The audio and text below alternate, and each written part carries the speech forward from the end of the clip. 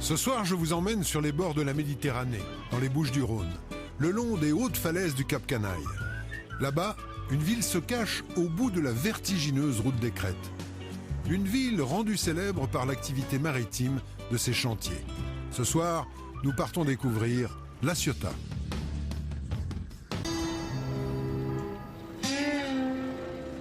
Sur les quais de La Ciotat, je retrouve Anne. Elle a choisi de s'installer ici avec sa famille il y a quelques années, séduite par le côté authentique et paisible des lieux. Anne est artisan, elle recycle des vieilles voiles. C'est bon, je pense. C'est bon, ouais. Mais qu'est-ce que vous allez en faire de ces voiles? Alors, on va leur donner une deuxième vie. En fait, les voiles qui ont navigué, à un moment donné, elles sont plus bonnes à ça parce qu'elles sont plus performantes, donc on les remplace. Et plutôt que de les jeter, plutôt que de les abandonner dans des décharges, on les recycle. Donc on les transforme en sacs, en accessoires, en plein de choses. Bon, on va aller regarder ça. Ouais.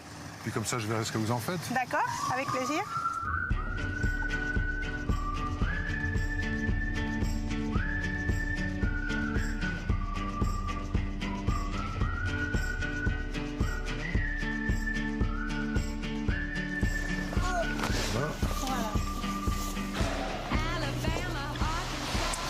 Donc dans une voile comme ça qui est très, vous avez vu, c'est rigide quand même. Voilà, c'est très pas rigide. Trop, mais quand même. Et surtout quand il y a quand il y a des surépaisseurs, là on est dans des choses très difficiles. Donc en fait là on va pas demander aux ateliers de faire des petits produits à retourner, on va plutôt faire des choses volumineuses. C'est réalisé vraiment dans l'idée que derrière il faut que ça soit simple. Je vous montre le sac fini. Donc ça donne ça. Donc c'est un petit sac un peu urbain, un peu féminin. Donc ça c'est un sac 100% solidaire, puisque 100% réalisé dans les ateliers d'aide par le travail. Mais comment c'est venu cette idée? En fait, il y a quelques années, j'avais une amie qui avait un projet de faire le tour du monde en famille. Et puis au moment de partir, elle a changé ses voiles et on a un certain attachement à ses voiles parce qu'on a vécu des choses avec. Donc je lui ai dit, je te fais des sacs et puis tu pars avec. Et c'est ce qui s'est passé. Alors c'était pas du tout mon métier.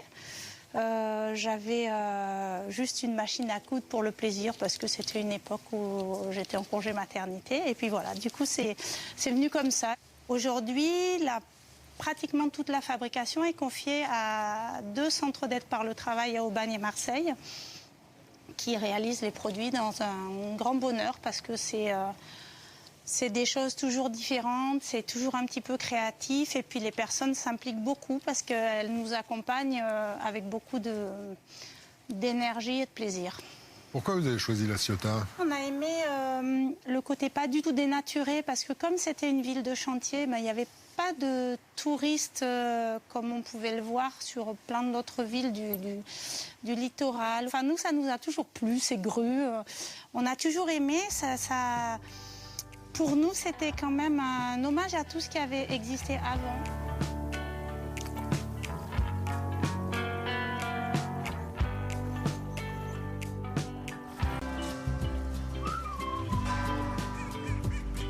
La Ciotat a bel et bien gardé ce caractère si particulier, méditerranéen et industriel, à la fois marin et ouvrier. Voilà un tour du monde qui s'achève dans le joli petit port de La Ciotat. Toute l'équipe Thalassa vous dit à bientôt et bon vent.